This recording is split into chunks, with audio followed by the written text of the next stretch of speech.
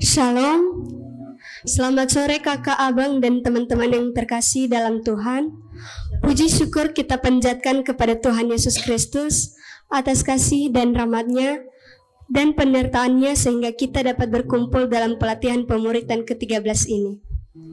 Dengan tema kehidupan yang mewariskan keteladanan bermakna.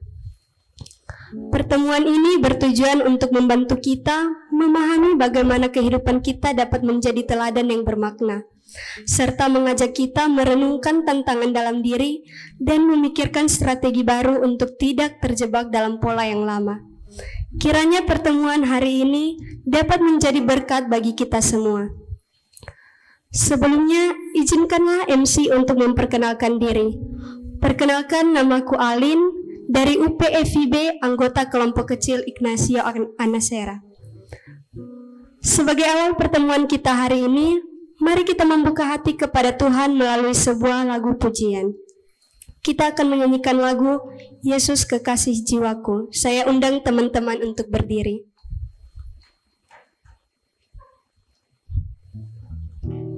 Mari kita memuji Tuhan dengan sepenuh hati.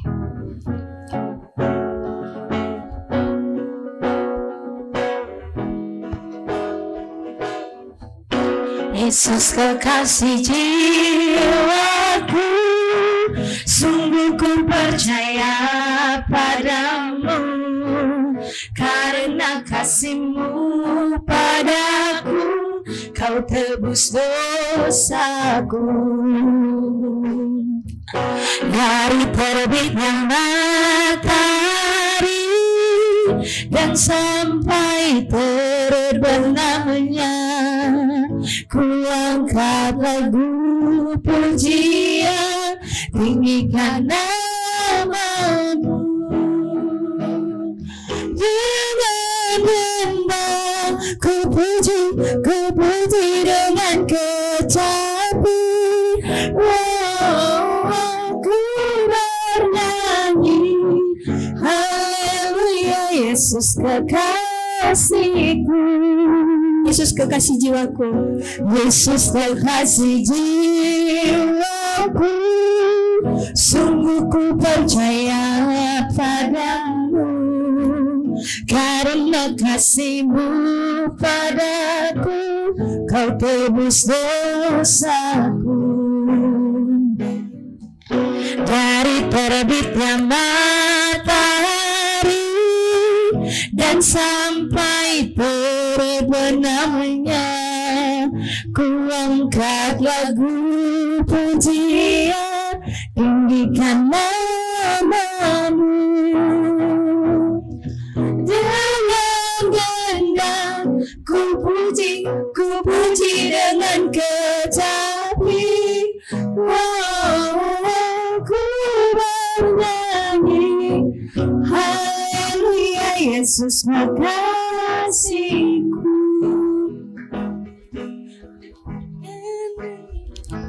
Marilah kita bersatu dalam doa. Bapa yang penuh kasih, kami mengucap syukur atas kesempatan ini untuk berkumpul dan merenungkan firman-Mu.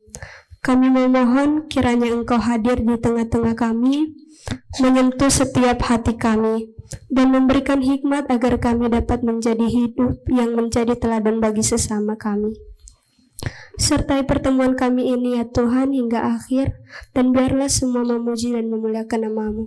Dalam nama-Mu kami berdoa dan mengucap syukur, Engkau kami pujikan dan sepanjang masa. Amin. Saya persilakan teman-teman untuk duduk kembali. Teman-teman, mari kita sama-sama merenungkan Mazmur yang tertulis dalam kitab Mazmur pasal 139 ayat 23 sampai 24 yang berkata, "Selidikilah aku ya Allah, dan kenalah hatiku. Ujilah aku dan kenalah pikiran-pikiranku. Lihatlah apakah jalanku serong, dan tuntunlah aku di jalan yang kekal." Mazmur ini mengajarkan kita untuk membuka hati kepada Tuhan, memintanya menyelidiki dan mengarahkan hidup kita. Dalam perjalanan kehidupan, seringkali kita menghadapi tantangan atau kebiasaan lama yang menghambat pertumbuhan kita. Kiranya melalui ayat ini, kita diajak untuk merefleksikan diri dan membiarkan Tuhan menuntun kita kepada jalan yang penuh makna. Selanjutnya, kita akan mendengarkan firman Tuhan yang akan disampaikan oleh Bang Christian. Sebelum itu, mari kita menyanyikan lagu berjudul Mengenalmu. Di akhir lagu, saya undang Bang Christian untuk membawakan firman. Lagu ini mengingatkan kita bahwa mengenal Tuhan lebih dalam adalah langkah penting untuk menjalani hidup yang penuh keteladanan.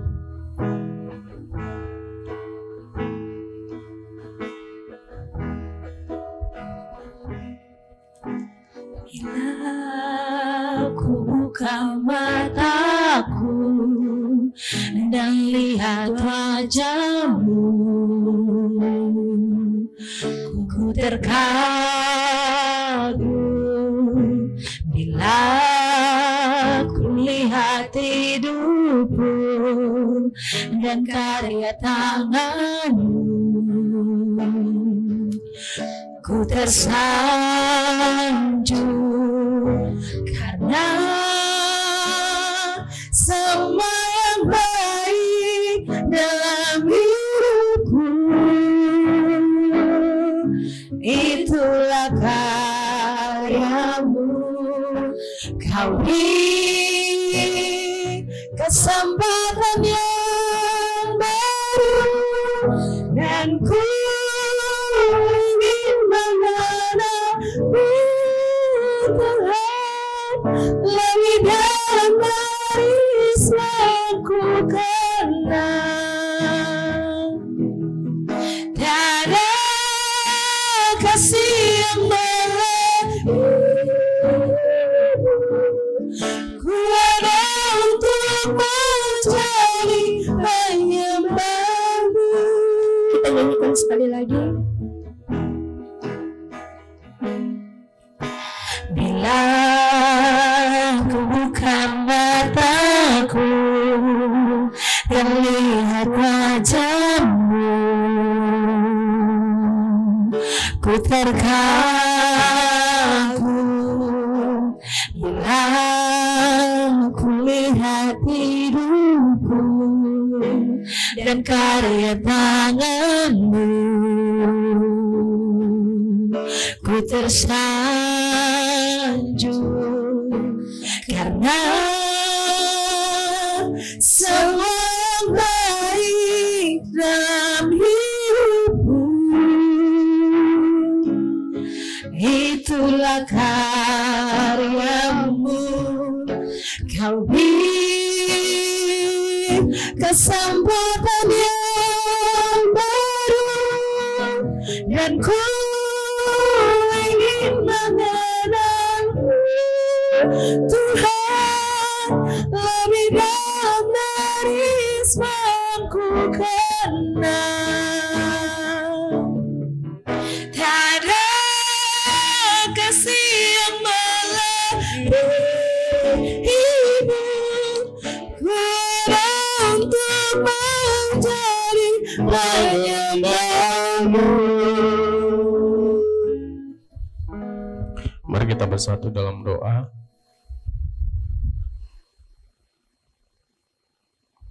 Tuhan, kami sungguh merindukan Engkau mengajar kami sekali lagi. Lihatlah kami yang sudah datang ke tempat ini, yang kami tahu Engkau sendiri mengerti bagaimana kami berjuang dari minggu ke minggu hingga kami boleh tiba di pertemuan yang kesekian di pelatihan pemuritan ini. Seperti pujian ini yang kami rindukan, kami bisa semakin mengenal Tuhan, semakin mengerti jalan-jalan dan kehendak Tuhan. Secara khusus di penghujung pelatihan ini, kami rindu Engkau bisa sungguh-sungguh menegaskan apa yang sesungguhnya Tuhan mau bagi kami, bagi hidup kami, dan kami mohon penyertaan-Mu, pertolongan-Mu ketika kami akan merenungkan firman-Mu sebentar. Berkatilah hamba-Mu yang akan menyampaikan firman-Mu ini, supaya bisa menyampaikannya dengan pertolongan Tuhan dengan benar, sederhana, bisa dimengerti, sehingga baik Mbakmu yang menyampaikan maupun kami yang mendengarkan, kami sama-sama ditegur, diingatkan, dikuatkan, dihibur oleh firman Tuhan yang akan kami dengarkan. Karena itu berkenanlah Engkau atas kami rindu Tuhan yang bekerja melalui pemberitaan firman. Dalam Yesus kami berdoa kepada Tuhan. Amin. Oke, teman-teman, selamat malam semua. Waduh, lemas ya. Selamat malam, teman-teman. Yang pertama, saya sangat apresiasi teman-teman sudah berjuang ya sampai sejauh ini di pelatihan ini. Saya yakin yang teman-teman perjuangkan ini nggak mudah, karena setiap minggu, setiap Senin lebih tepatnya, mempush diri untuk datang ke tempat ini, dan kita hampir-hampir menyelesaikan pelatihan ini. Kalau tidak salah ini 2 terakhir ya. Minggu depan terakhir, mudah-mudahan ada juga, saya yakin ada juga yang setia ya sampai selesai. Terima kasih, dan teman-teman yang lain dengan semua kesibukan mungkin tidak bisa hadir, semoga tidak mengurangi sukacita kita ya. Saya bersyukur bisa bersama-sama dengan teman-teman untuk belajar. Nah, di sore hari ini, di pertemuan ini, kita akan membahas satu topik ya, kehidupan yang mewariskan keteladanan. Kalau saya lihat-lihat dari topiknya yang diminta kepada saya, ingin menegaskan sebetulnya apa sih yang Tuhan mau bagi kita selama kita hidup di dunia ini. Teman-teman, mungkin sebagian pernah dengar saya sering kali mengutip pernyataan ini, dan saya akan kutip bagi teman-teman sekali lagi. Pernyataan Andy Stanley yang mengatakan, "Your greatest contribution to the kingdom of God may not something you do, but someone you raise." Secara sederhana, kira-kira Andy Stanley sedang bilang, kontribusi terbesarmu di dalam hidup ini untuk kerajaan Allah itu bukan sesuatu yang sekedar kamu lakukan kepada Tuhan, but someone you raise. Ini berhubungan dengan pemuritan. Saya ingin setelah kita tiap minggu melakukan pelatihan ini, kita mengerti kalau melayani Tuhan itu bukan hanya melakukan banyak aktivitas bagi Tuhan, but someone you raise. Maksudnya ada orang yang kau bangkitkan lagi. Ini bicara ada orang yang akan melanjutkan pelayanan. Ini bicara kalau di dalam pelayanan itu pelipat gandaan. Kau akan memuridkan lagi, kira-kira begitu. Badanya siapa di sini yang belum jadi PKK? Yang masih AKK? Yang di sebelah sini sudah PKK semua berarti ya? Oke. Jadi kenapa Andy Stanley sebut ini? Karena dia bilang begini, karena ada banyak orang Kristen merasa nggak harus memuridkan. Bahkan mungkin seolah-olah panggilan menjadi murid itu hanya untuk sebagian orang. Jadi Andy Stanley sedang ingin mengkritik orang-orang yang merasa kalau mereka aktif melayani, dan memang ada banyak orang yang lebih suka aktif melayani, misalnya jadi pemusik, jadi MC, jadi volunteer, jadi panitia aja deh, tapi diminta memuridkan dia nggak mau. Jadi dia bilang, your greatest kemungkinan atau kontribusi terbesarmu adalah kamu harus raise someone. Maksudnya ada orang lagi yang melanjutkan. Dan teman-teman yang PKK ada orang yang melanjutkan. Teman-teman berlipat ganda, kira-kira begitu. Jadi saya ingin menegaskan sekali lagi teman-teman, saya ingin kutip apa yang dituliskan di dalam buku Generasi Penuh Hasrat. Dia katakan begini, amanat agung itu, amanat agung The Great Commission, dia katakan bukan sebuah saran, it's not a suggestion. Itu bukan sebuah saran, tetapi itu sebuah tugas gitu. Jadi amanat agung yang berulang-ulang kita sebutkan, teman-teman juga akan bukakan ke AKK kalian, itu bukan sekedar saran. Ayolah jadi PKK, enggak, itu tugas, dia sebut begitu. It's not suggestion, itu bukan saran yang boleh diterima, tapi it's a commission. Itu adalah komisi atau tugas, bahkan amanat agung. Amanat agung itu maksudnya the Great Commission. Makanya dia sebut di dalam buku itu, dia sebut make the commission great again. Di buku yang sama dia sebut, ayo buatlah amanat agung itu penting lagi, katanya begitu. Karena apa? Karena ada banyak orang gak merasa Great Commission besar dan penting lagi gitu. Make the Great Commission great again, dia bilang begitu. Buatlah amanat agung itu benar-benar jadi amanat yang agung. Agung itu kan artinya besar, penting. Dan kita sama-sama tahu kalau itu adalah pesan terakhir Tuhan Yesus. Saya kutip satu pernyataan penulis di buku ini yang menurut saya penting. Dia katakan begini. Ini kutipan saya langsung ambil dari bukunya. Teman-teman, pelayanan Yesus dimulai dengan memuridkan dan berakhir dengan pesan untuk memuridkan. Yang kita kenal dengan amanat agung, khususnya di Matius 28. Dia katakan di situ, Yesus nggak pernah ke Thailand, Yesus nggak pernah ke Uganda, Yesus nggak pernah ke Australia, Yesus nggak pernah ke Amerika, apalagi ke KMK. Yesus nggak pernah datang ke Medan, tetapi murid-muridnya lah yang menyebar ke sana dan melakukannya. Yesus mengubah dunia ini, meskipun dia hanya hidup di satu sudut kecil di Israel sana dari dunia, dia memuridkan orang yang memuridkan, dan seterusnya, sampai itu berlanjut hingga sampai di seluruh dunia. Nah, dia sedang menegaskan sebegitu pentingnya, krusialnya lah pemuridan ini dilakukan terus-menerus sampai di KMK ini, teman-teman. Itu tujuan pemuridan.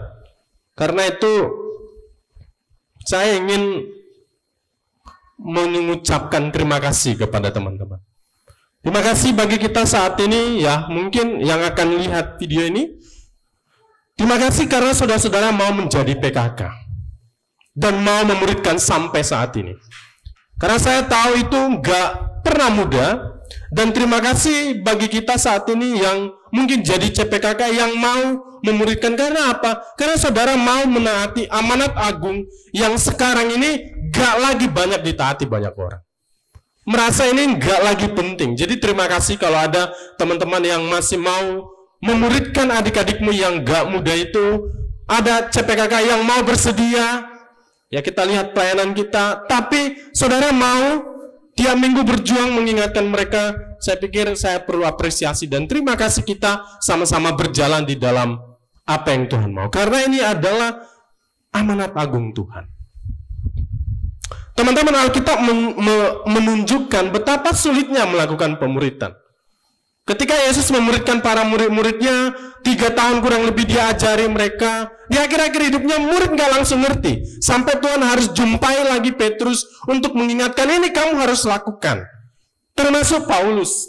Dan hari ini kita akan melihat topik ini dari surat Paulus kepada Timotius. Saya ajak kita buka 2 Timotius 2 ayat 1-7.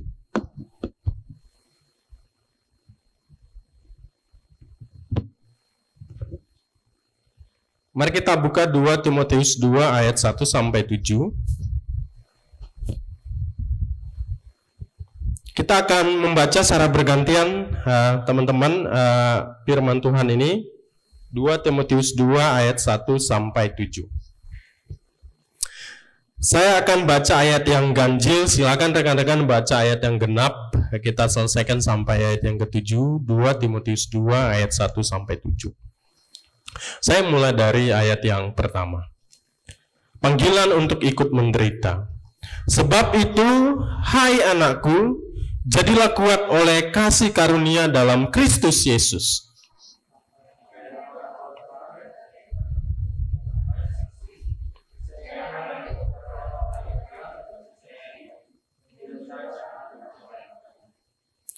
Ikutlah menderita sebagai seorang prajurit yang baik dari Kristus Yesus.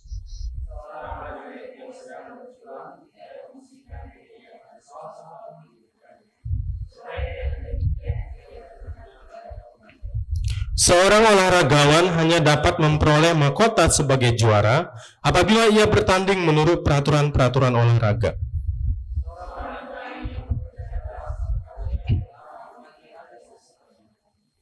Perhatikanlah apa yang kukatakan. Tuhan akan memberi kepadamu pengertian dalam segala sesuatu. Demikian firman Tuhan. Teman-teman, ini adalah surat yang disampaikan oleh Paulus kepada Timotius di akhir hidupnya. Kita sama-sama tahu, mungkin teman-teman juga tahu 2 Timotius itu adalah surat paling terakhir yang ditulis Paulus selama hidupnya kepada Timotius. Dan dia tuliskan itu ketika dia ada di penjara bawah tanah, yang sebentar lagi dia akan segera dihukum mati. Dia sendiri udah tahu kalau dia akan dihukum mati sebentar lagi, dan dia tulis surat ini kepada Timotius. Pesannya jelas. supaya Timotius melanjutkan apa yang pernah sudah disampaikan, yaitu untuk memuridkan kembali. Karena itu kalau kita lihat di ayat pertama, Paulus memulai dengan kata, sebab itu hai anakku, jadilah kuat oleh kasih karunia dalam Kristus Yesus. Ada satu pesan yang penting yang disampaikan oleh Paulus kepada Timotius, jadilah kuat katanya. Kenapa Paulus sebut minta Timotius untuk kuat? Karena memang ada kemungkinan Timotius ini udah gak kuat lagi ngerjain pelayanan, udah lemas, udah gak punya daya tahan gitu. Yang pertama semua, jadilah kuat gitu, be strong. Kenapa? Karena situasi pada waktu itu gak memungkinkan. Ini mirip-mirip kita di akhir semester. Kalau kita jadi pengurus, sudah napas sudah gak ada, mungkin ngelakuin pelayanan pun hampir-hampir, ya sudahlah, cuma ngabisin semester aja. Bahkan mungkin kita di akhir-akhir pelayanan kita ada masa-masa kita, ini aku ngapain sih? Adik-adikku nggak mau kelompok, aku ngapain?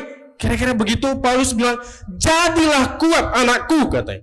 Pesan utamanya, jadi kuat. Kenapa? Karena dia waktu itu situasinya sangat tidak mudah. Apa emang yang terjadi pada waktu itu? Teman-teman, kita sama-sama tahu, seperti yang saya sebut tadi, surat ini dituliskan oleh Paulus ketika dia ada di dalam penjara.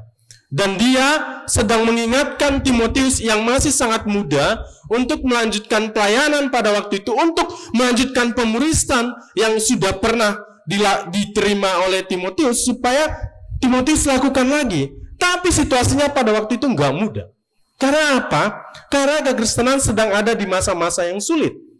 Kalau kita baca 2 Timotius 1 sebelumnya ya, ayat 13-15, Paulus di tengah-tengah penjara itu sedang bergumul sekali dengan situasi yang dialaminya.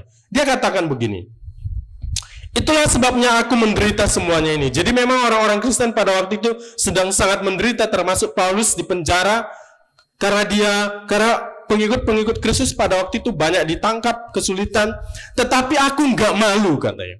Aku nggak malu karena pada waktu itu ada banyak orang Kristen yang malu, bahkan mundur. Kita lihat nanti, karena aku tahu kepada siapa aku percaya dan aku yakin pada Dia yang berkuasa memelihara apa yang telah dipercayakannya kepadaku hingga pada hari ini, kepada hari Tuhan.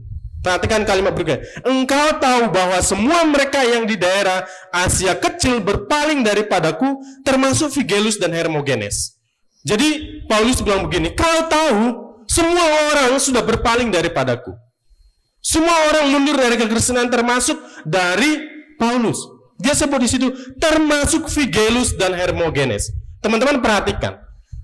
Kalau sampai Paulus bilang termasuk Figelus dan Hermogenes, berarti ini dua orang yang sangat penting, terkenal pastinya. Ya kalau ini nggak terkenal, pasti dia nggak akan sebut nama. Misalnya kira-kira gini ya. Misalnya aku bilang gini, udah susah kali sekarang KMK, gak ada lagi yang mau jadi PKK. Udah semua mundur memuridkan, termasuk Kak Tria sama Emri misalnya. Berarti kan dalam bayangan mereka Figelus dan Hermogenes ini memang orang yang baik, termasuk mereka udah meninggalkan aku, kira-kira gitu ya. Udah gak ada lagi yang datang pelatihan pemuritan gitu kan ya. Udah gak ada, termasuk Katria dan Emri. Waduh, kalau gak datang gimana lagi, misalnya begitu. Berarti ini situasi memang yang wajar membuat Timotius, dia masih muda, belum lagi penyakitan, bingung setengah mati. Dia bilang, semua meninggalkan. Maka Paulus sampaikan, termasuk Figelus dan Hermogenes. Itulah kenapa Paulus bilang, jadilah kuat. Teman-teman, pesan ini penting bagi kita semua. Karena kadang-kadang terus terang, semangat kita memuridkan, semangat kita mengikut Tuhan, itu kadang-kadang dipengaruhi orang-orang sekitar kita. Kalau ada orang udah nggak lagi semangatnya, sudah. Kita sangat dipengaruhi itu.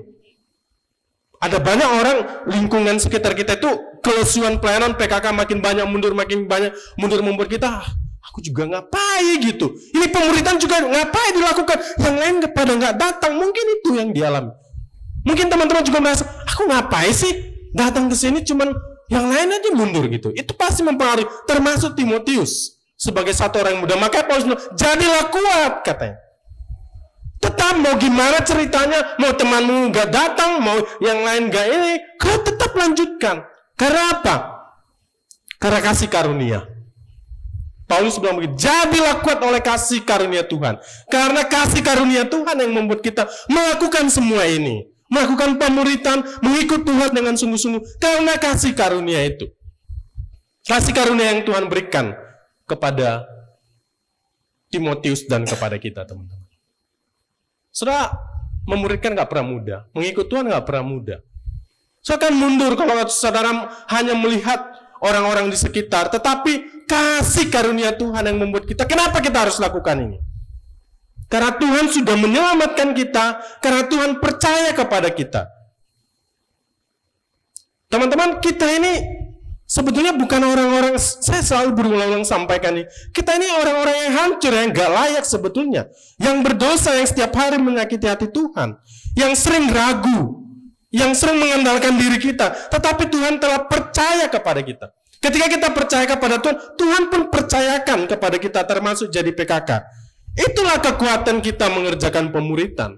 Itulah membuat kita terus berjuang, karena Tuhan percaya kepada kita. Sekali lagi, kekuatan seorang pelayan, kekuatan seorang PKK, kekuatan seorang murid Kristus, itu berasal dari kasih karunia. Itu bukan dari kemampuannya, itu bukan dari kecakapannya, apalagi dari kehebatannya. Bukan. Kasih karunia. Maka setiap kali kita sedang bergumul, adik-adik mundur, kelompok nggak jalan, teman-teman satu tim di pelayanan juga rasanya ogah-ogahan.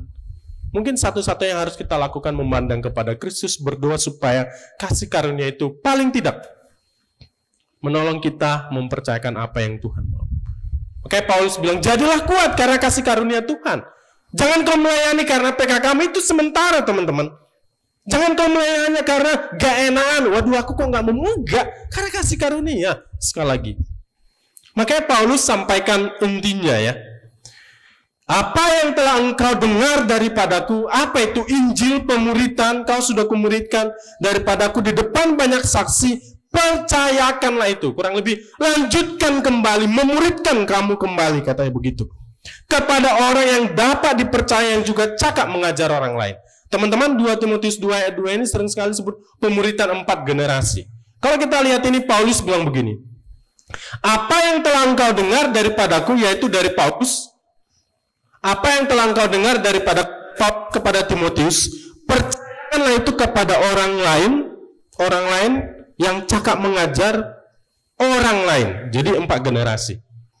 Artinya kau udah dengar daripadaku, kau udah aku muridkan, percayakan itu lagi, muridkan lagi orang lain, dan harapannya ketika kau memuridkan itu, orang yang kau muridkan itu akan memuridkan lagi.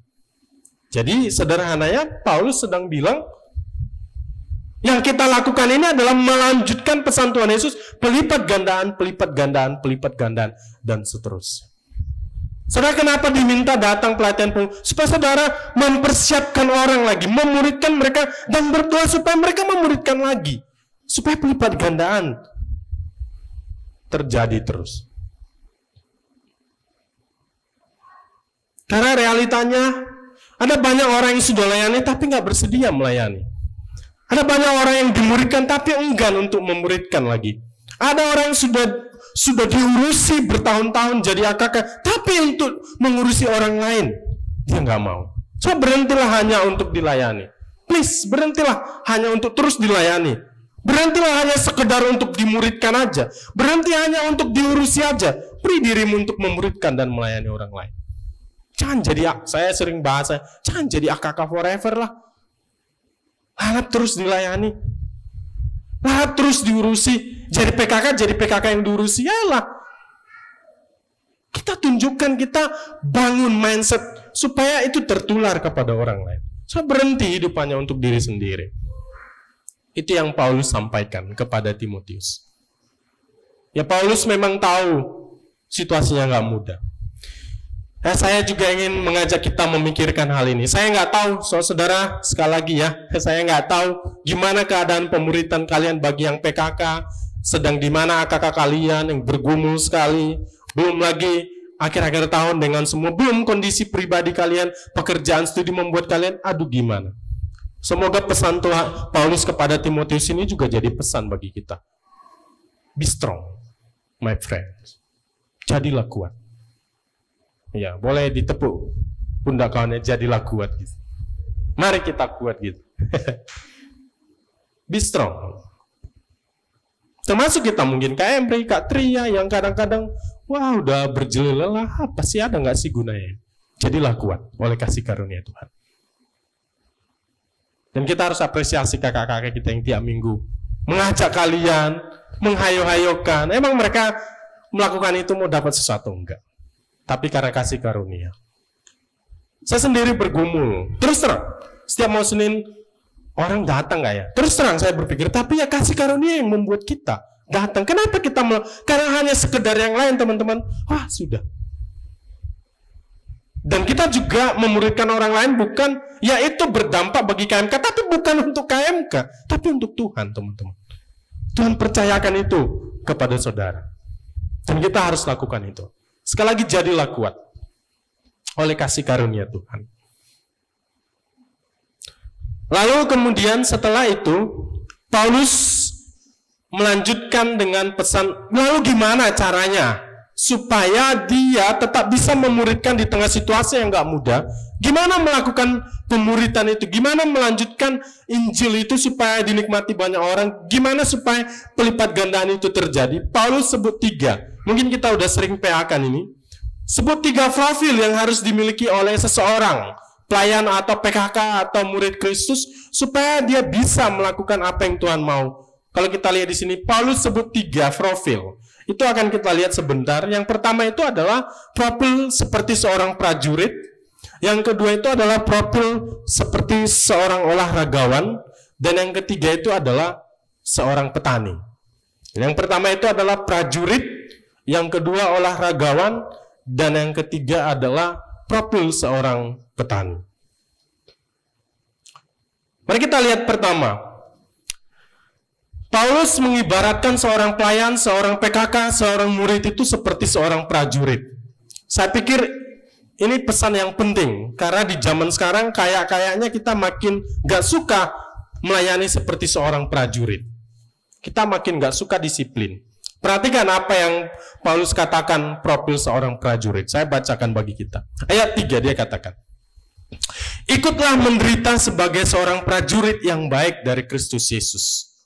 Jadi seorang prajurit sampaikan orang yang berani menderita, orang yang berani berkorban.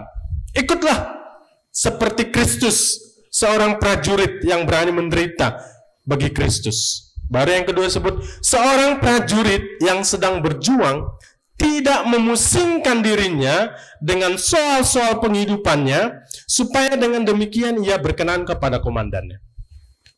Pertama, Paulus bilang begini, prajurit itu adalah bicara tentang ketaatan. Dia mau ikut menderita.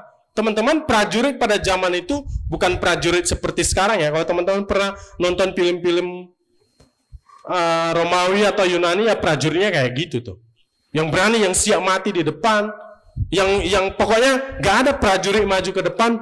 Waduh, berat juga ya, mundur lah. Gak ada. Tapi dia lanjut, berani menderita. Pokoknya dia seorang prajurit yang menaati komandannya. Ya tentu komandannya adalah Tuhan. Seorang prajurit itu berarti dia bersedia apapun kata komandannya. Kata. Saya melihat ini sesuatu yang sangat sulit di zaman sekarang. Kenapa teman-teman?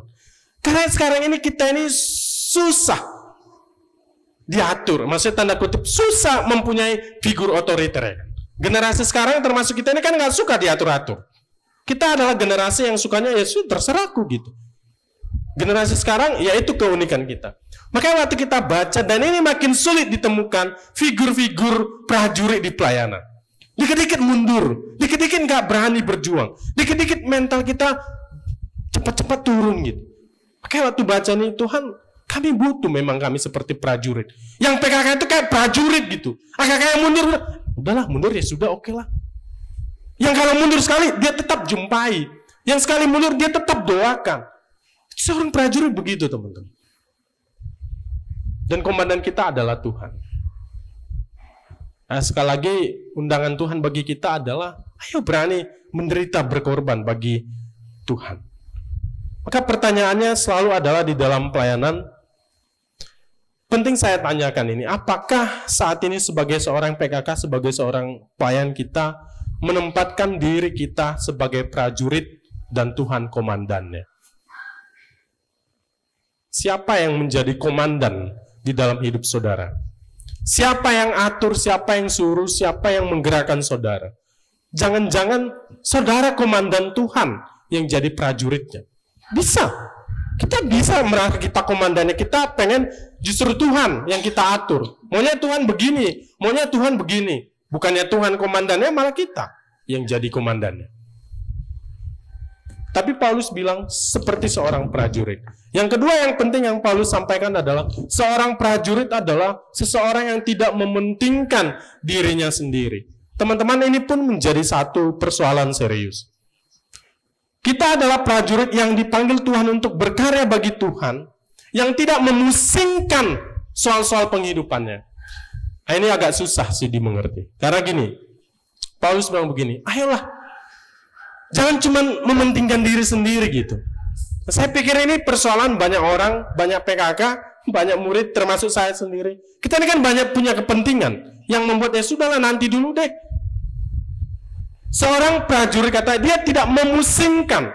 Maksudnya bukan berarti kita nggak peduli dengan yang lain, tapi jangan gara-gara banyaknya urusan kita membuat ya sudahlah nanti dulu deh gitu. Tidak memusingkan. Teman-teman, ada banyak urusan-urusan dunia ini yang memusingkan kita yang bisa, tanda kutip, menjauhkan kita dari apa yang Tuhan mau. Yang itu nggak akan pernah berhenti. Bayangkan, semester 1 misalnya kita pusing dengan tugas, semester 2 diminta pelayanan, banyak kali kepusingan-kepusingan kita. Mau tamat, pusing karena skripsi. Setelah tamat nanti pusing karena kerjaan. Setelah kerjaan pusing cari teman hidup. Banyak kepusingan. Kalau mau selesai dulu kepusingan kita, waduh gimana teman-teman? Kayak ada satu buku judulnya itu The End of Me yang menegaskan, ayolah berhenti mati bagi diri kita sendiri. Karena kesulitan kita kadang-kadang kita sulit sekali mati bagi diri kita. Saya selalu meyakini teman-teman, saya tahu kekhawatiran kita kadang-kadang di dalam hidup ini adalah gimana studi kita, gimana pekerjaan kita. Saya yakin ketika kita memberi kepada Tuhan dengan sepenuh hati, Tuhan akan berikan semuanya. Ada banyak orang di zaman saya, misalnya saya nggak tahu kalau sekarang ya, takut jadi pengurus, takut studinya terlambat misalnya, atau nggak bersedia memberi total kepada Tuhan karena banyak urusan-urusan yang lain. Saya sih nggak berpikir ya, misalnya orang yang nggak jadi pengurus studinya akan lebih lancar, nggak juga.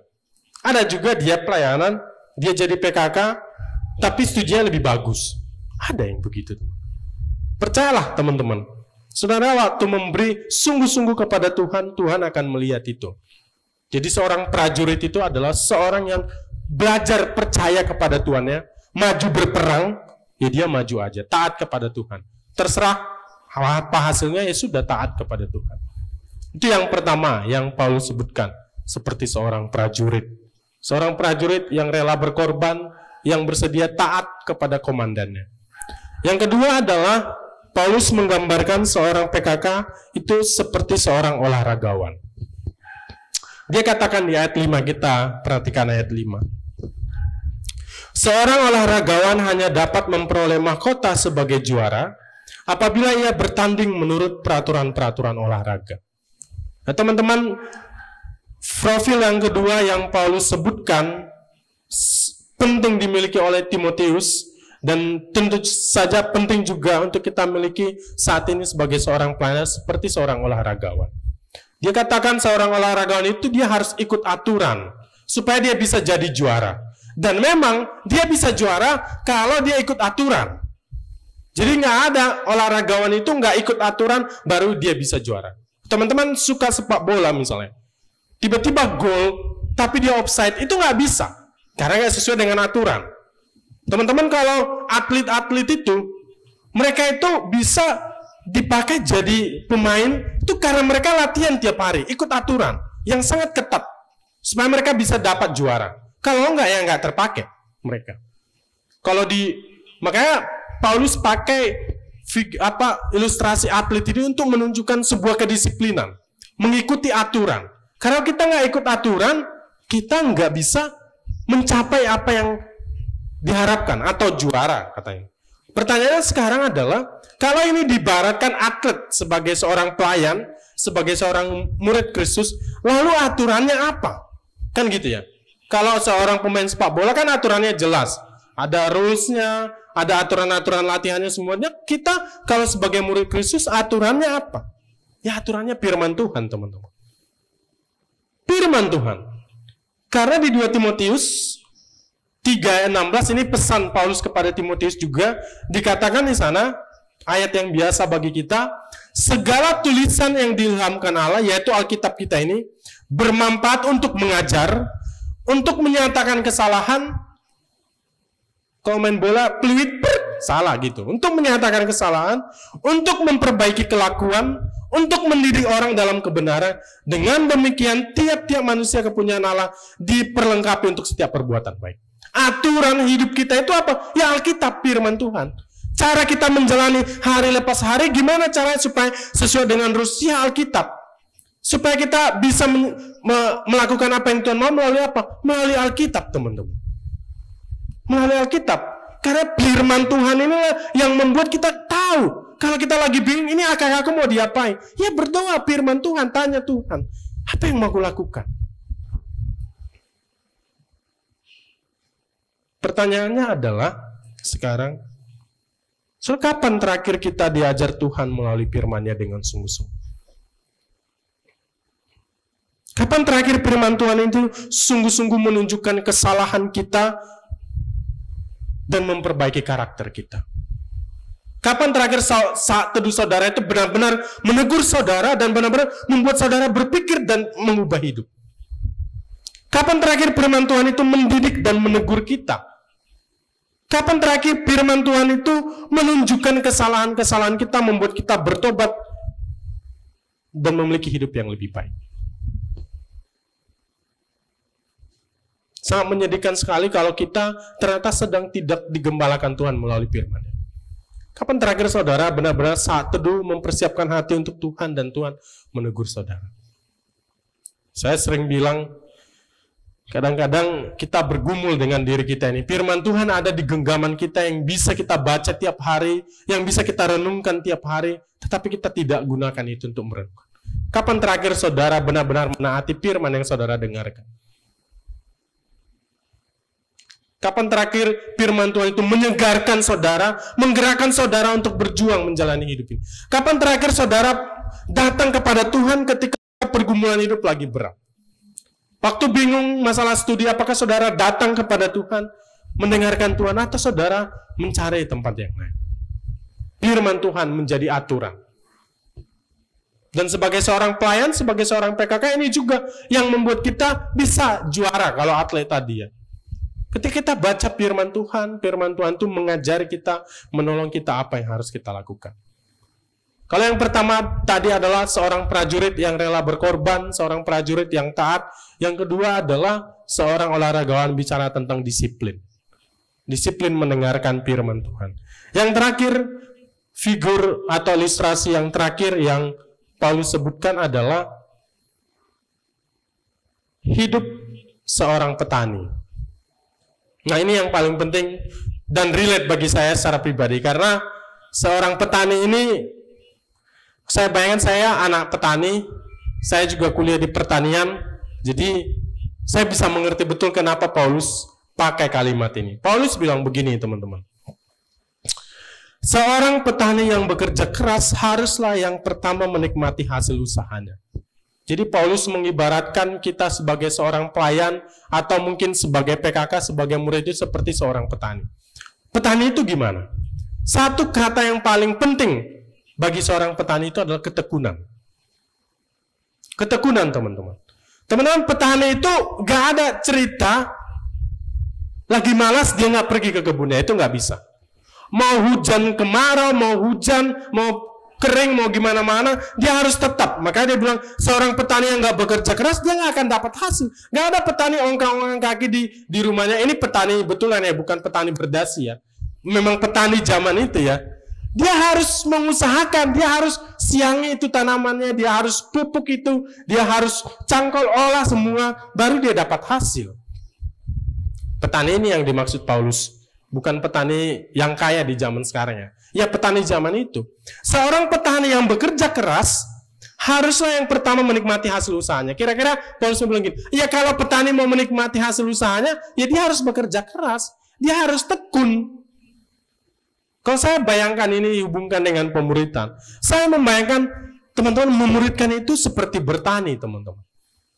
Kita memberi semua yang kita punya sama seperti seorang petani, ya waktunya itu bicara tentang totalitas.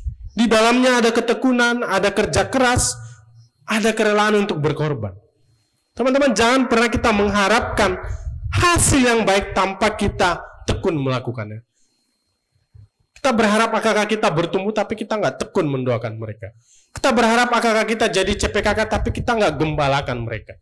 Kita berharap orang-orang mahasiswa akan bertumbuh, tapi kita nggak tekun melakukan, nggak tekun mendoakan, menjumpai adik-adik kita nggak akan dapat hasil apa-apa. Seorang PKK yang nggak melakukan habis-habisan untuk AKK, dia nggak akan mengharapkan apa-apa, teman-teman.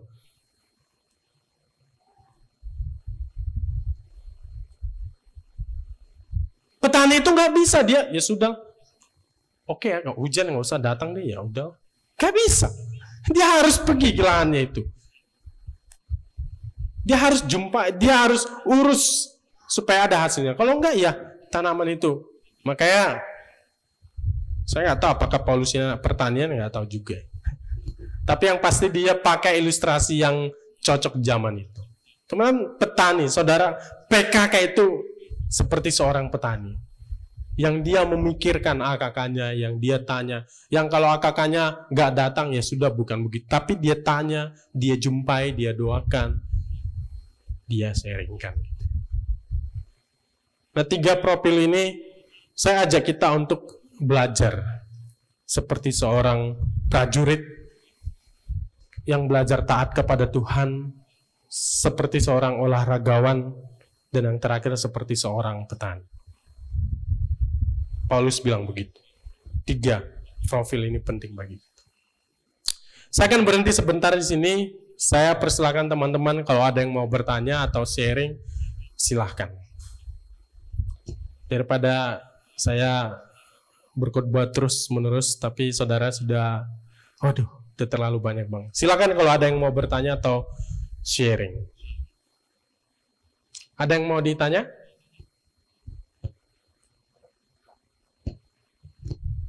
Kalau tidak ada, kita akan sharing kelompok sebentar. Sekitar 5 menit ya.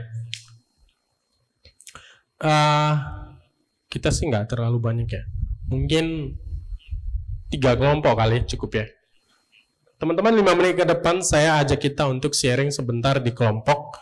Apa yang mau di-sharingkan adalah, nah ini pertanyaannya, dari 3 profil tadi yang Paulus sampaikan kepada Timotius, seperti seorang petani, seperti seorang olahragawan, seperti seorang prajurit, kira-kira bagian mana yang kurang dari saudara, dan apa yang perlu diubah atau dilakukan ke depannya.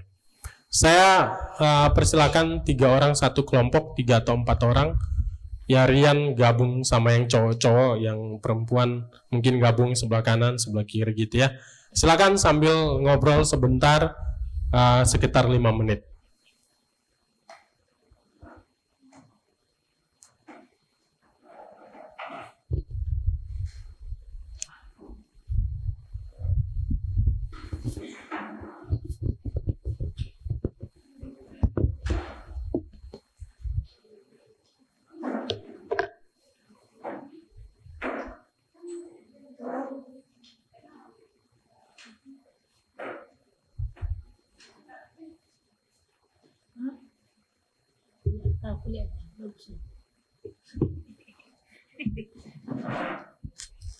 Itu cari yang lain lah.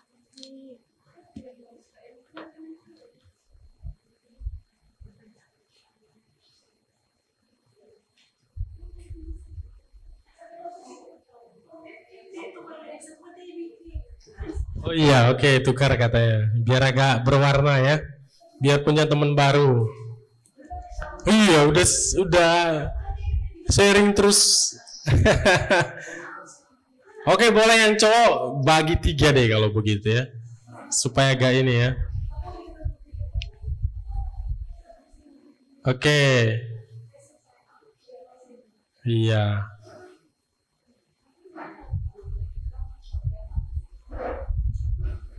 Oke, ini gabung aja. Jadi yang di pinggir bagi dua juga lah.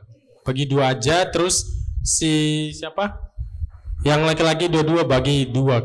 Satu di sana, satu di sini biar nggak ini ya. Oke.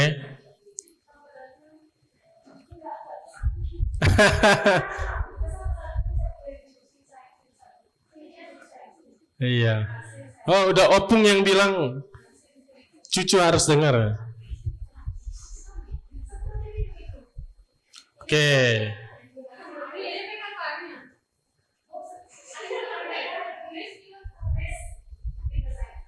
Ya.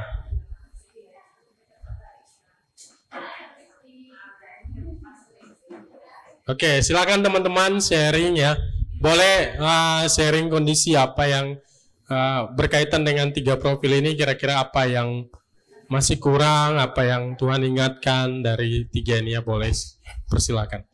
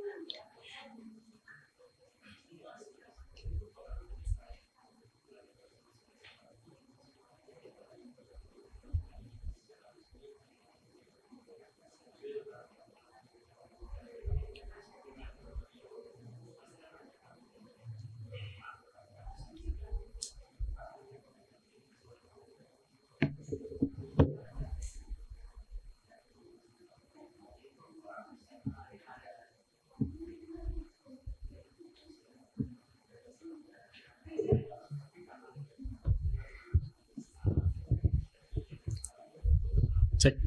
Teman-teman sudah? Udah? Kalau sudah kita lanjutkan. Oke, silakan mau di situ juga duduknya, tapi ada teman-teman. Sebelum kita lanjut sebentar, saya kasih kesempatan untuk bertanya ya. Terserah mau tentang topik ini atau mungkin persoalan teman-teman sebagai seorang PKK mungkin juga ada yang mau ditanyakan atau apa, boleh kalau memang ada yang mau ditanyakan atau didiskusikan.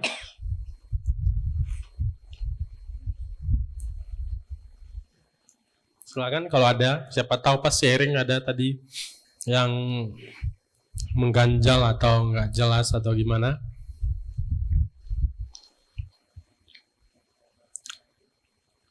Ya, silakan.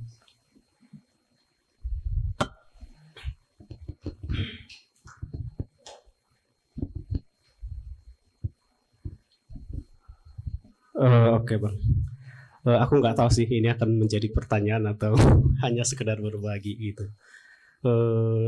Kondisinya aku karena memimpin ada kelompok alumni dan ada kelompok mahasiswa dan ada juga mahasiswa baru gitu.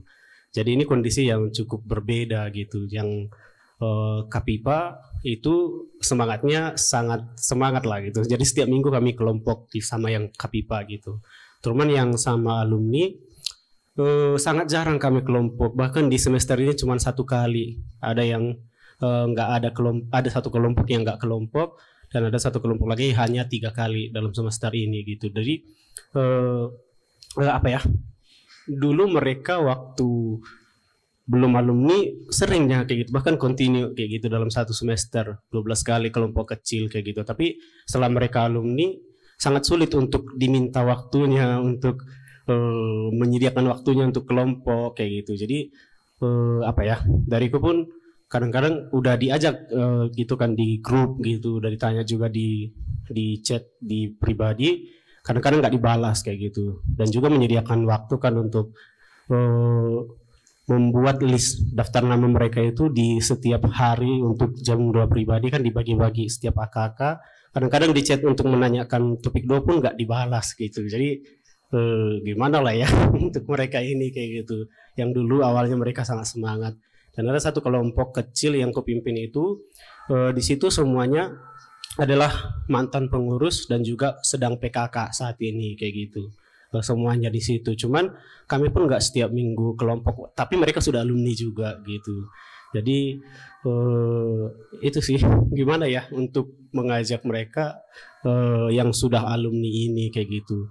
Jadi kalau menanyakan komitmen mereka pun gimana lah caranya supaya tidak menyinggung dan bahkan malah lebih lari lagi kayak gitu, bahkan lebih nggak menyediakan waktu gitu.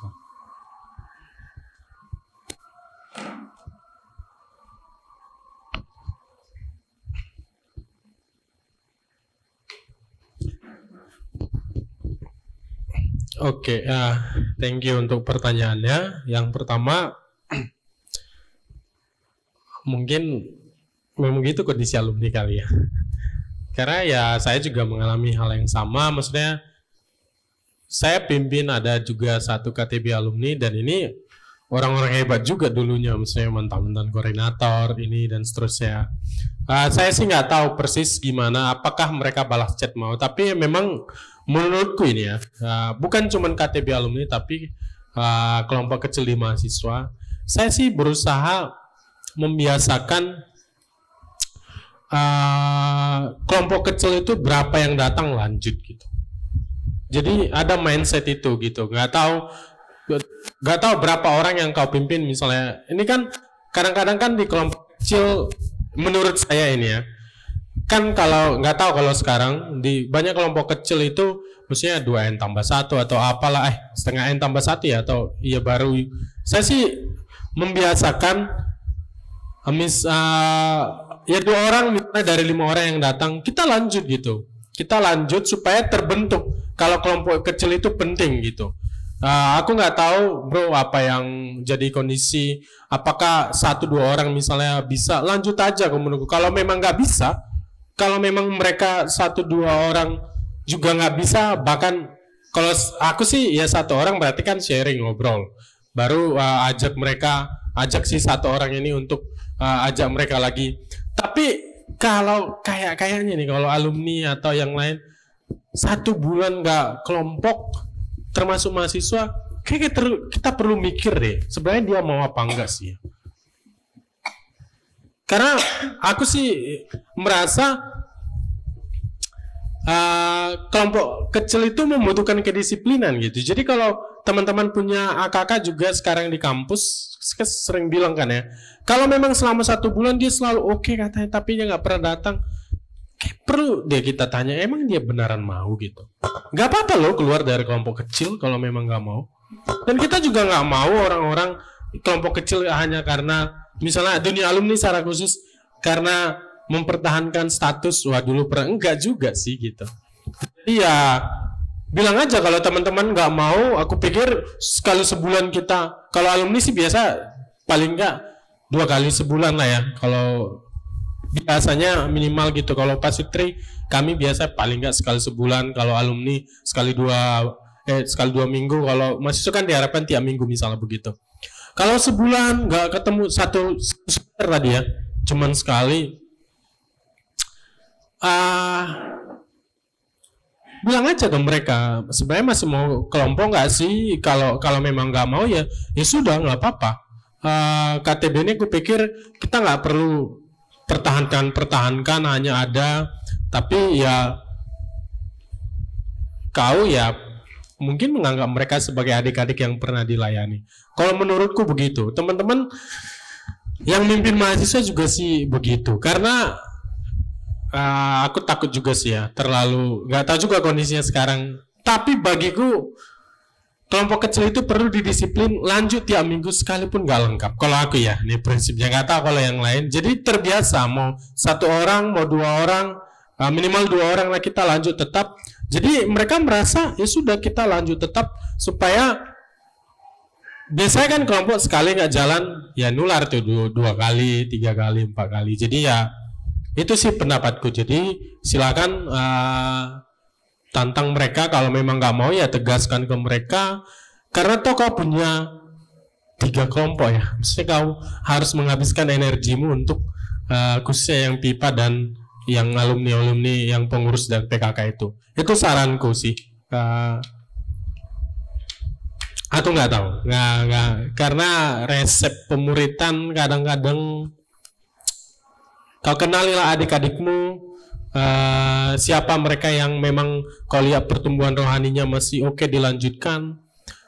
Tapi teman-teman di satu titik saya merasa kita memang kadang-kadang harus let it go bagi mereka yang nggak serius ya, nggak serius. Jadi ya silakan ambil keputusan, tanya sama Tuhan kira-kira apakah masih tepat kau mimpin mereka dengan kapasitasmu yang udah bekerja dan mimpin yang lain. Karena kan kau butuh kasih investasi waktu untuk yang lain sih. Ya alumni kalau mereka udah lama kelompok, kupikir cukuplah mereka dianju-anju, dibujuk-bujuk. Biarkan mereka menghadapi dengan doa-doamu, menghadapi kerasnya dunia ini gitu. Karena aku yakin kalau mereka udah kenal Tuhan, kepentok di mereka akan kembali. Itu harapannya gitu. Kadang-kadang kita harus biarkan mereka juga menghadapi kerasnya dunia ini ya. Ya tanda kutip ya begitu ya. Saya juga hadapi itu sama adik-adik. Kalau toh kita ajak-ajak nggak mau datang, ya sudah. Pilihanmu begitu, tapi aku doakan ya mereka kepentok sih emang. Masalah ini mereka kembali baru sadar ya. Itulah dunia alumni. Menganju-anju alumni untuk KTB, rasa udah nggak tepat lah kalau saya ya berpikir begitu. Tapi ya kalau untuk mahasiswa mungkin yang tadi beberapa kultur-kultur itu perlu dibangun sejak dini. Misalnya, aku sih selalu bilang ke adik-adik, kita akan lanjut ya. Mau berapa orang kita akan lanjut. Ya kalau ada waktu untuk private sama yang nggak datang, jadi polanya ada, tetap lanjut. Nah itu pendapatku, mudah-mudahan nggak membuat makin bingung ya. Silakan teman-teman kalau ada yang lain. Kalau nggak ada kita lanjut sebentar lagi ya, sekitar 2 jam lagi. Oke, kita lanjutkan sebentar lagi. Teman-teman, Saya baca satu buku, judulnya buku kecil Let's Go. Menarik, diceritakan di situ ada sebuah ilustrasi. Dia sebut begitu. Jadi ada satu rumah makan yang selalu ramai diikuti atau didatangi pengunjung ya. Ada satu restoran, dia sangat ramai karena makanannya enak gitu. Makanannya enak dan orang-orang selalu suka datang ke rumah makan ini dan selalu banyak pengunjungnya gitu. Sampai suatu hari yang punya rumah makan ini meninggal. Lalu dia mewariskan rumah makan ini kepada anaknya untuk melanjutkan usahanya ini. Rumah makannya masih sama, menunya masih sama, harganya juga masih sama, pelayanannya juga masih sama. Tapi ternyata lambat laun para pelanggan udah mulai berkurang datang ke rumah makan ini. Menunya masih sama, tetapi yang beda itu adalah rasanya, rasa makanan ini. Ternyata si anak yang melanjutkan usaha orang tuanya ini, dia nggak sempat atau dia nggak ngikuti resep yang dibuat orang tuanya dulu waktu membuat masakan-masakan yang ada di rumah makan ini. Jadi dia sebut di situ ya rumah makannya masih sama, menunya masih sama, kegiatannya masih sama, tapi yang hilang itu adalah rasa yang pernah ada. Dia bilang begitu. Lalu di buku itu dia katakan begini, menarik. Dia katakan begini. Nah, pelayanan pemuritan di gereja ataupun di pelayanan-pelayanan seringkali mengalami nasib yang sama seperti rumah makan ini.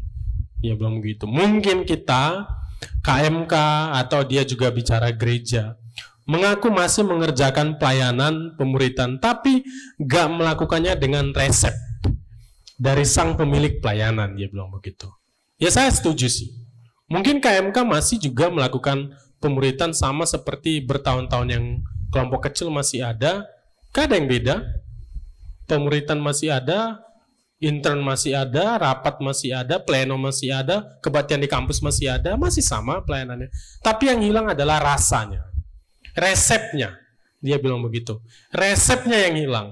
Ada banyak orang, dia katakan, melakukan pemuritan itu hanya sekedar ya doing segala macam. Ya, dia katakan begitu. Saya sih berdoa mudah-mudahan kita bukan hanya ngetren ikut kelompok kecil, tapi kita memang pengen. Ya dia sebut di situ. Nah kalau rumah makan ini udah nggak tertolong, katanya begitu di buku ini. Nggak tertolong karena apa? Karena orang tuanya udah meninggal. Dia nggak bisa tanya resep. Gimana sih buat makanan yang enak lagi supaya para pengunjung datang? Tapi dia belum begitu. Tapi kalau kita mengerjakan pemuritan, resepnya bisa kita minta kepada sang pemilik pelayanan ini, yaitu kepada Tuhan melalui belajar firman. Apa sih yang Tuhan lakukan ketika dia melakukan pemuritan? Teman-teman, waktu kita melihat pemuritan yang dilakukan Tuhan Yesus, saya pikir beberapa pertemuan ini, kalau teman-teman ingat di pertemuan pertama yang saya juga udah lakukan, di buku ini sendiri, judulnya ini buku kecil ya, Let's Go. Mungkin sebagian Anda pernah baca. Dia menunjukkan beberapa, saya sarankan teman-teman baca buku kecil ini, kalau mau pinjam punya aku juga ada. Dia sarankan beberapa hal yang harus dimiliki seorang pelayan atau PKK khususnya dalam mengerjakan pelayanan. Let's Go ini kan singkatan sebenarnya. L-nya itu listening, mendengarkan orang-orang kita layani. Engage, E-nya itu engage. T-nya itu adalah trust, percaya kepada orang-orang yang dilayani. S-nya itu adalah let's go. S apa ya? Sorry, nanti cek aja bukunya deh. Go obedience. Saya kira-kira begitu. Jadi singkatnya adalah buku ini mengajarkan kita mengikut cara Tuhan memuridkan. Lalu gimana caranya? Teman-teman, beberapa waktu yang lalu saya juga lihat berkaitan dengan ini, lihat satu gambar yang menarik.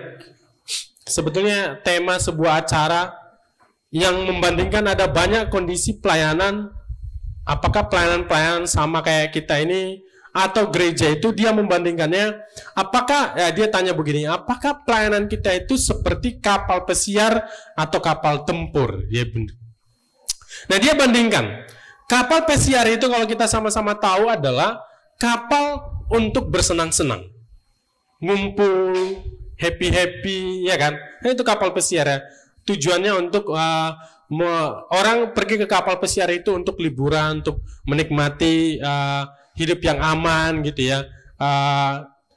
Dan dia mendefinisikan ada banyak gereja, termasuk pelayanan itu seperti kapal pesiar sekarang. Kapal pesiar, orang-orang di dalamnya suka ngumpul-ngumpul, senang-senang, happy-happy gitu ya. Ketemu-ketemu, wah seru, datang pelayanan. Tapi lupa kalau pelayanan itu mestinya nggak jadi kapal pesiar, tapi kapal tempur. Kapal tempur itu berarti dia masuk, menyelamatkan, menjangkau dia. Dia pakai terminologi ini. Nah, saya nggak tahu gimana kondisi pelayanan kita sekarang. Apakah pelayanan kita sekarang seperti kapal pesiar yang kita suka kumpul-kumpul, ketemu-ketemu, ketawa-ketawa, tapi kita nggak menjangkau, kita nggak kayak kapal tempur yang menjumpai kakak-kakak kita, datang ke kampus, menjangkau mereka. Saya nggak tahu. Tapi waktu saya baca ini, jangan-jangan kami ini sedang seperti kapal pesiar gitu. Ya datang ke KTB hanya untuk senang-senang, ya kita perlu sharing, tapi yang lupa adalah kita ini kapal tempur, teman-teman. Kita ini dipanggil menjangkau orang, menjumpai orang, menjumpai kakak-kakak kita yang bergumul itu. Enggak cuma ngumpul-ngumpul kita, ngumpul ke sini, enggak, kita mau datang. Sama kayak Tuhan Yesus jumpai orang-orang itu, datang ajak mereka. KMK ini bukan kapal pesiar, sekali lagi. Bukan. KMK ini kapal tempur. Untuk datang ke kampus, untuk jangkau kampus, orang-orang yang bergumul dengan dosa. Itu tujuan KMK. Kita bukan kapal pesiar yang sedang menikmati waktu-waktu di dalamnya. Kelompok kecil kita itu bukan kapal pesiar, bukan. Kapal tempur yang harus masuk, jatuh bangun, kita berjuang sama-sama. Ajak kakak kamu itu bangkit. Enggak cuma, ya sudah ayolah deh. Enggak. Ya itu perlu, tapi kita sadar, kita sebagai, anggap aja kita nakodanya, kita harus masuk, berjuang teman-teman menghadapi badai-badai. Jangan, ayolah, balik lagi mendefinisikan pelayanan kita ini sebagai kapal tempur gitu. Yang fight, yang kalau ada masalah nggak dikit-dikit mundur, yang kalau doanya nggak dijawab langsung mundur gitu, yang kalau kakaknya nggak balas chat nggak lagi dimuridkan. Kita kapal tempur yang berjuang untuk mereka gitu. Sekali nggak KTP jumpai, doakan, kunjungi, dan seterusnya. Ya itu kapal tempur, kan kapal pesiar.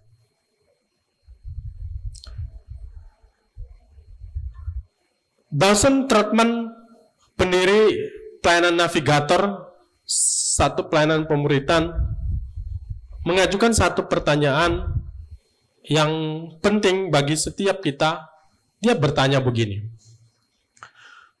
di manakah orang-orangmu yang kepadanya engkau mencurahkan hidupmu untuk menolong mereka berjalan bersama Kristus?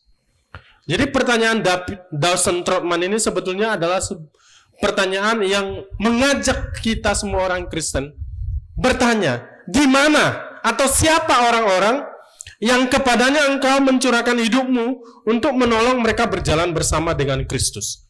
Tentu saja pertanyaan ini bukan pertanyaan yang perlu dijawab di mana kakak kamu, ya di rumah, bukan itu maksudnya. Mereka lagi ngapain, ini yang ditanya. Mereka lagi ngapain, kondisinya seperti apa, di mana, sedang apa kakak kamu, atau yang kita belum jadi PKK, ada nggak orang-orang yang kepadanya engkau mencurahkan hidupmu untuk menolong mereka berjalan bersama dengan Kristus? Dawson Trotman bilang begitu. Kenapa Dawson Trotman bilang begini? Dia sekali lagi mengkritik, karena ada banyak orang-orang selama hidupnya dia nggak memuridkan siapa. Atau ada orang PKK yang dipercayakan, tapi dia nggak tahu kakaknya lagi gimana, lagi di mana, lagi apa, dia nggak tahu. Jadi Trotman mengajak kita, di mana? Teman-teman, AKK saudara lagi di mana? Mereka sedang bergumul apa? Saudara tahu nggak apa yang sedang menjadi pergumulan mereka? Atau kita yang jadi PKK, kalau Tuhan tanya, di mana, kepada siapa kita menghabiskan hidup kita selama kita hidup di tengah dunia ini? Ada nggak orang-orang yang kita muridkan, yang kepadanya kita memberi hidup kita selama kita hidup di dunia? Sekali lagi, berhenti hidup hanya untuk diri sendiri, teman-teman. Terlalu kecil kalau hidup yang kita punya ini hanya untuk diri kita sendiri. Kecil sekali. Tuhan nggak pernah panggil kita hidup untuk diri sendiri, nggak pernah. Kasih waktumu, kasih pikiranmu, kasih tenagamu untuk hidup bagi orang lain. Teman-teman, pemuritan itu memang bukan hal yang mudah. Apakah melakukan pemuritan akan melelahkan? Iya. Apakah ini akan menyakitkan? Iya. Apakah ini akan menuntut pengorbanan? Iya. Apakah ini akan membuat kita menangis? Iya. Karena kita akan berhadapan dengan AKK-AKK yang tidak selalu menghargai pengorbanan kita. Apakah ini akan menghabiskan waktu? Iya. Apakah ini membuat kita kecewa? Iya. Kita akan kecewa. Lalu, mengapa kita melakukannya? Kita melakukannya karena pemuritan itu worth it, layak diperjuangkan. Pemuritan itu layak diperjuangkan. Karena hanya dengan pemuritan lah kita akan melihat orang-orang disembuhkan dan mengalami pembaharuan dengan Yesus. Apakah saudara jadi PKK itu akan kecewa? Kecewa. Lalu kenapa dengan semua kelelahan kita ngapain capek-capek? Teman berkata, karena ini worth it untuk dikerjakan. Orang-orang itu worth it untuk kita kasihi. Dan Paulus tahu sendiri, ketika dia tulis suratnya kepada Timotius yang tadi, dia tahu apa yang dialami oleh Paulus. Timotius nggak akan mudah, mengerjakan pemuritan nggak akan mudah. Makanya dia tutup dengan kalimat ini. Perhatikanlah apa yang kukatakan.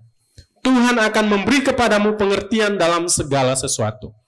Jadi Paulus tahu kalau Timotius sekalipun sudah diperlengkapi semua, teman-teman sudah diperlengkapi minggu depan terakhir dengan banyak hal, mungkin di kelompok kecil juga. Tetapi dia katakan, Tuhan yang akan memberikan pengertian dalam segala sesuatu.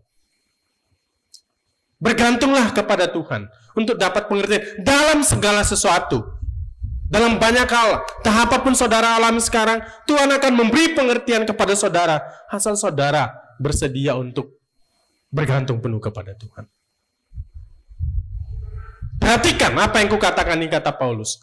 Sekalipun aku mungkin udah nggak ada, sekalipun aku udah khotbah kamu, perhatikan Tuhan yang akan memberi kepadamu pengertian dalam segala sesuatu. Cara menghadapi AKK yang bergumul, cara menghadapi AKK yang mundur, cara ini, Tuhan akan memberi pengertian kepadamu. Ya bertanyalah kepada Tuhan. Punyalah relasi yang baik dengan Tuhan. Itu kata Paulus kepada Timotius pada waktu.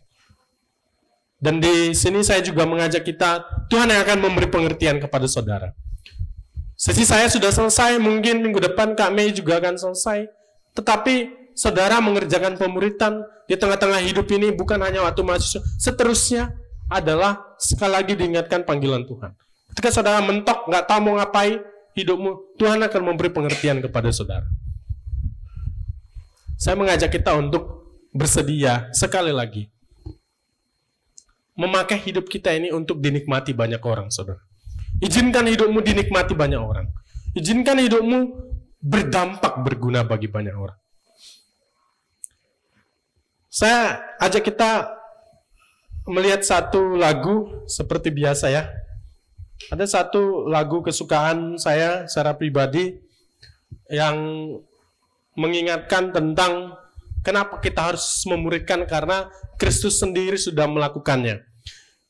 Boleh putar kalau sudah bisa, Kak. Kita akan dengarkan satu lagu. Saya berdoa, teman-teman, lagu ini menjadi satu dorongan bagi kita kalau kita bisa hidup melayani seperti Kristus, kalau kita sungguh-sungguh melihat kasih Kristus itu.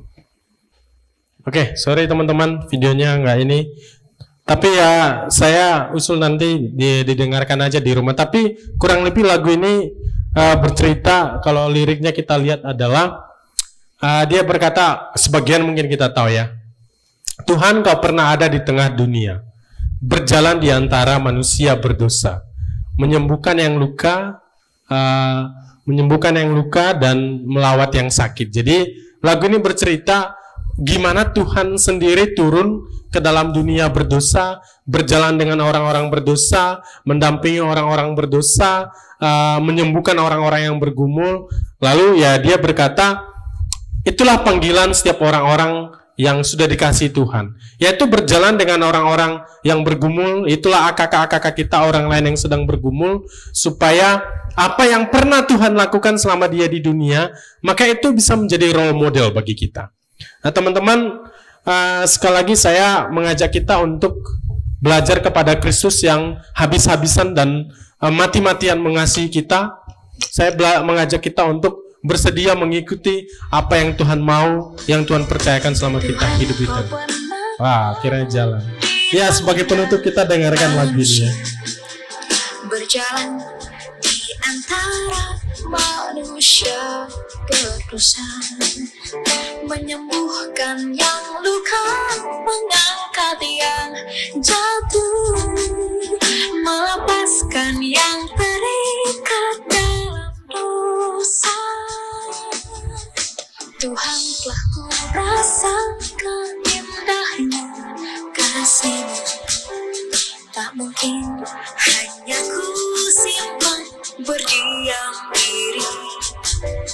Bawalah aku berjalan di tengah dunia-Mu, buatlah aku hidup hanya untuk-Mu. Hidup bagi Kristus hanya mungkin karena kasih. Hidup bagi Kristus hanya mungkin karena anugerah, mengasihi yang Dia kasih, melakukan yang Dia kerjakan. Ku mau hidup bagi Kristus.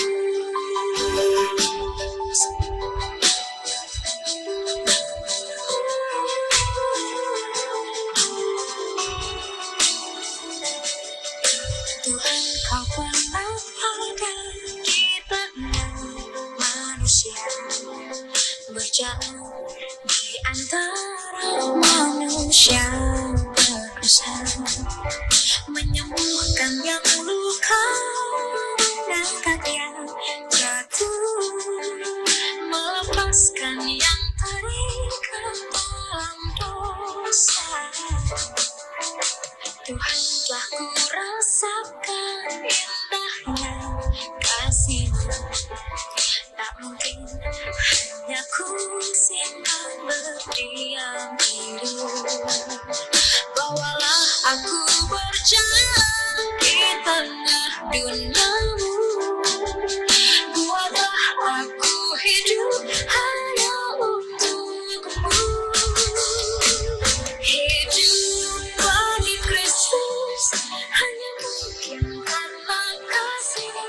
Hidup bagi Kristus hanya mungkin karena anugerah, mengasihi yang Dia kasih, melakukan yang Dia kerjakan.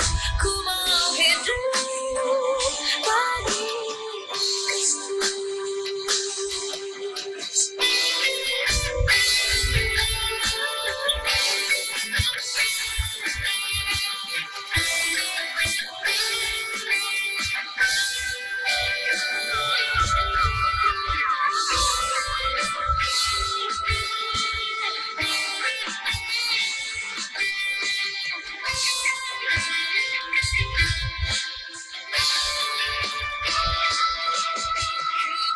Bagi Kristus hanya mungkin karena kasih. Hidup bagi Kristus hanya mungkin karena anugerah, mengasihi yang Dia kasih, melakukan yang Dia kerjakan. Ku mau hidup bagi Kristus, mengasihi yang Dia kasih, melakukan yang Dia kerjakan. Ku mau hidup bagi Kristus. Ku mau hidup bagi Kristus.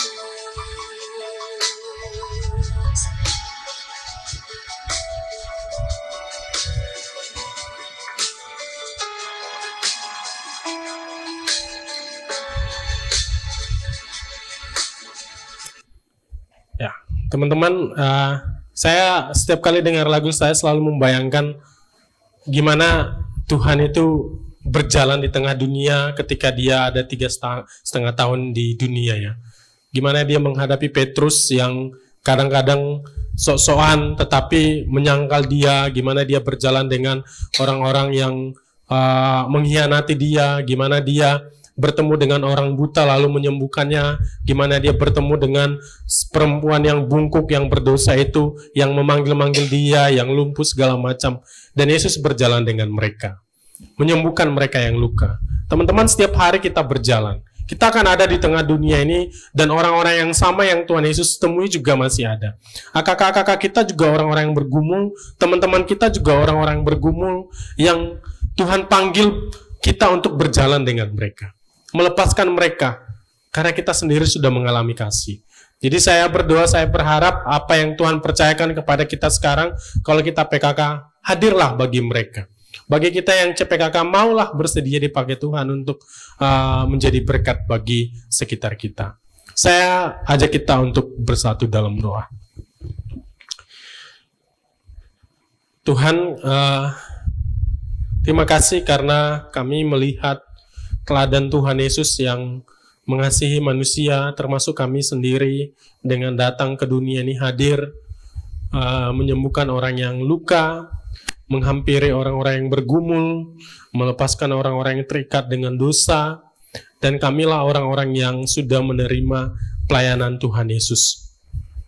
Dan itu kami alami karena ada orang-orang yang bersedia memuridkan, memberi hidup mereka melayani kami di masa lampau. Kami bersyukur untuk mereka ya Tuhan. Para PKK kami, para orang-orang yang terlibat di dalam pemuritan yang kami alami.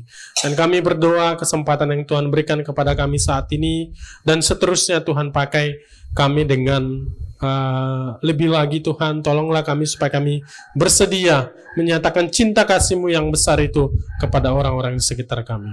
Terima kasih untuk firman-Mu yang sudah kami dengarkan, yang mengajar kami. Kami rindu, kami memiliki semangat yang baru, seperti apa yang Paulus sampaikan kepada Timotius, supaya dia kuat untuk tetap mempercayakan Injil, pemuritan itu bisa dilakukan terus-menerus kepada orang-orang yang saat ini Tuhan percayakan kepada kami. Syukur kepada Tuhan, di dalam nama Yesus Kristus kami berdoa kepada Engkau. Amin.